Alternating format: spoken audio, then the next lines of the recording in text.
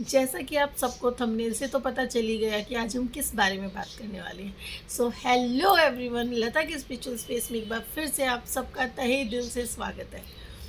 दोस्तों, आज हम जिस बारे में बात करने वाले हैं वो बहुत ही एक कॉमन प्रॉब्लम है हमारी लाइफ की, या एक हम सबकी ज़िंदगी में कुछ बहुत खूबसूरत, बहुत प्यारे रिश्ते होते हैं, बहुत ही सुंदर, जिन्हें हम बहुत सहेज के और संभाल के रखते हैं। पर कुछ एक रिश्ते ऐसे होते हैं जहाँ हम ना चाहते हुए भी ट्रिगर होते हैं। बार बार हम बहुत एफ़र्ट्स लगाते हैं, बहुत कुछ करते हैं, बहुत दिल से देते हैं चीज़ें, पर फिर भी कहीं न कहीं कुछ ना कुछ ऐसे रिपीट होते हैं ट्रॉमास, ऐसे पैटर्न्स कि वहाँ ना चाहते हुए भी फाइट्स होती हैं, झगड़े रहते हैं, हम एक-दूसरे को समझ ही नहीं पाते हैं, हम एक-दूसरे के लिए बहुत एफ़र्ट्स करते हैं, फिर भी प्रॉब्लम्स रहती हैं।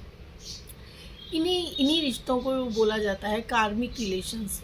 कार्मिक रिलेशंस का सीधा-सीधा मतलब एक यही होता है कि दोस्तों, कि जब आपको किसी रिश्ते में प्यार से ज़्यादा पेन फ़ील होने लगता है, या आपको ना चाहते हुए भी आपको उस रिश्ते में बहुत एफ़र्ट्स करते हुए भी आप वो फ़ील ही नहीं कर पा रहे होते हो। कई बार आप उन रिश्तों से निकलने की कोशिश करते हो, पर नहीं निकल पा रहे होते हो। कई बार नहीं निकल के भी आप उन चीज़ों में इतने लूप में ट्रैप होते जाते हो, और फिर आपको सफरिंग्स, फिर आप उस पेन को फ़ील करने लगते हो, इमोशनल ट्रॉमास फ़ील करने लगते हो अलग अलग टाइप से। एंगर फ़ील होता है, हेट, जेलसी, बहुत सारी चीज़ें आपको फ़ील होने लगती हैं। तो ये सब कार्मिक रिलेशंस दोस्तों, ये रिश्तों में बहुत ही एक कॉमन चीज़ होती है। ये हम आज के, अगर हम ये सोचें इस चीज़ को कि क्या ये हमारे आज के ही कर्मास हैं, या आज ही हमसे कोई ऐसी गलती हो रही है जिसकी वजह से ये रिपीट हो रहा है, या हम में कुछ कमी है, तो ये बहुत गलत होता है। मैं इसी बारे में आज बात करने चाहती थी कि ये जो रिश्ते होते हैं जिनमें हम बहुत कुछ देते हुए भी हम वो फ़ील नहीं कर पा रहे होते, ये आज का नहीं होता है हमारा, ये हमारे प्रारब्ध से जुड़ी हुई चीज़ होती है, हमारे लास्ट बर्थ से। कहीं न कहीं किसी न किसी बर्थ में हमने कुछ ऐसा सामने वाले को दिया होता है, जो वो आज हमें रिटर्न कर रहा होता है।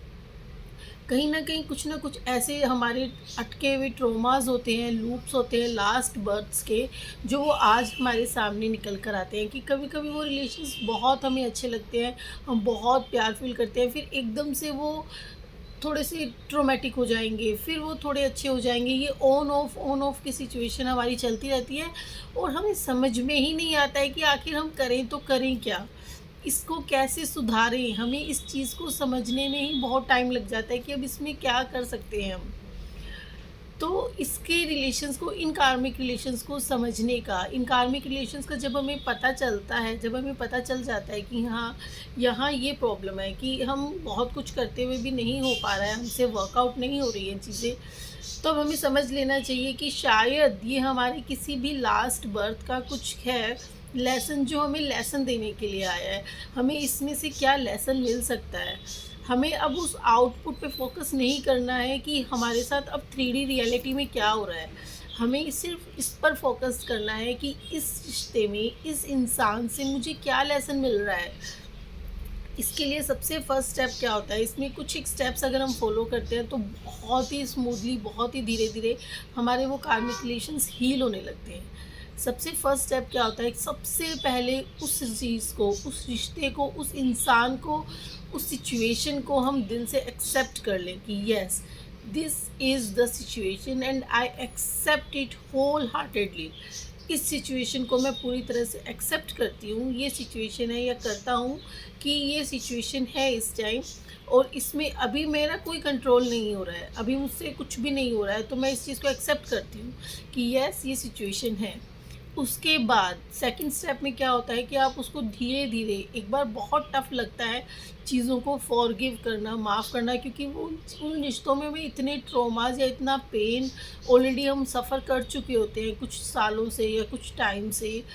तो उसको माफ़ करने के लिए हमें थोड़ा-सा एफ़र्ट लगता है, क्योंकि वो धीरे-धीरे हमें वो चीज़ें बार-बार रिकॉल होती है कि उसने मुझे ऐसा भी बोला था, उसने मुझे ऐसे भी बोला था, अरे उसने मुझे तो ऐसे भी बोला था। तो वो चीज़ों को धीरे-धीरे धीरे धीरे टाइम लगता है माफ़ करने में, पर वो हमें करना चाहिए। आप अपना टाइम लीजिए, नो प्रॉब्लम। जिसको जितना टाइम लगता है, वो हर इंसान की जर्नी अलग अलग है, तो हर किसी को टाइम भी अलग अलग ही लगता है।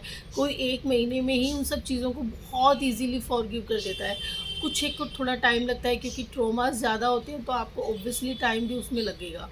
तो आप उसको पहले एक्सेप्ट कीजिए कि यस, ये मेरा ही कोई क्रिएट है, मेरा ही कोई अट्रैक्शन है, मैंने ही इसे क्रिएट किया है अपनी लाइफ में लास्ट बर्थ से, आई एक्सेप्ट इट। उसके बाद उस इंसान को धीरे धीरे आप माफ़ करना शुरू कीजिए। आप माफ़ बहुत तरीक़ों से कर सकती है। जब भी आपके मन में बहुत उथल पुथल मच रही है, बहुत नेगेटिव थॉट्स आ रहे हैं, तो आप सिंपली उनको एक कॉपी पेन लीजिए और लिखना शुरू कीजिए।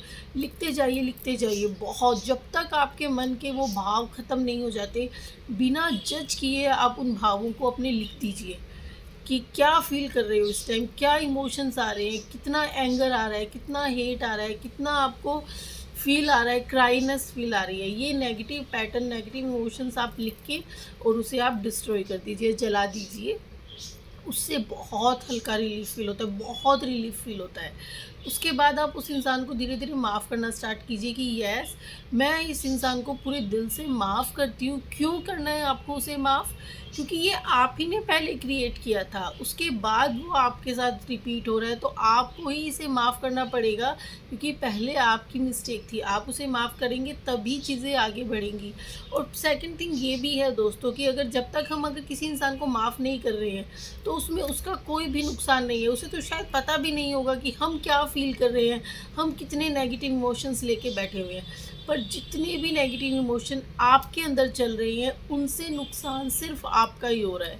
तो माफ़ करना इसलिए भी ज़रूरी है क्योंकि हमें हमारी इनर पीस चाहिए। हम जब तक खुद इंटरनली पीसफुल नहीं होंगे, हम आगे लाइफ में ग्रो नहीं कर पाएंगे। तो हमें हमारी इंटरनल पीस के लिए सामने वाले इंसान को माफ़ करना ही ईज़ी पैटर्न होता है। आप अगर माफ़ इस तरह नहीं कर पा रहे, बहुत टाइम लग रहा है, तो भी कोई इशू नहीं है।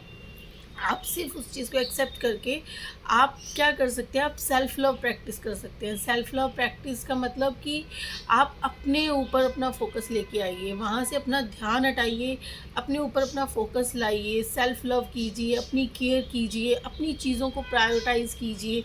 आप क्या ग्रो करना चाहती हैं लाइफ में, आप क्या बनना चाहते हो लाइफ में, उस पर अपना ध्यान देना शुरू कीजिए।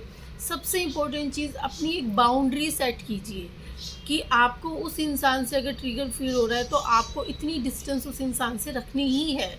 ये सबसे मोस्ट इम्पोर्टेंट होता है।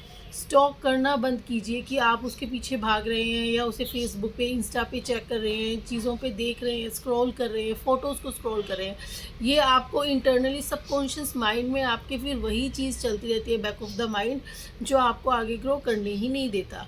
आप एनर्जी लेवल पे उसी से कनेक्टेड रहते हैं, और अगर आप एनर्जी लेवल पे उसी से कनेक्टेड रहेंगे, तो फिर आप कैसे उस इंसान से आगे बढ़ पाएंगे, कैसे उस इंसान के बारे में अच्छा सोच पाएंगे?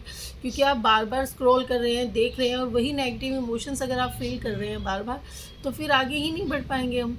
तो इसलिए चीज़ों को फॉरगिव करते जाइए, बार बार आप अपने आप पे फोकस लाइए, अपनी चीज़ें कीजिए। सबसे इम्पोर्टेंट चीज़, आप होपोनोपोनो प्रेयर का भी बहुत मैजिकली इम्पैक्ट होता है, आप उसको यूज़ कर सकते हैं।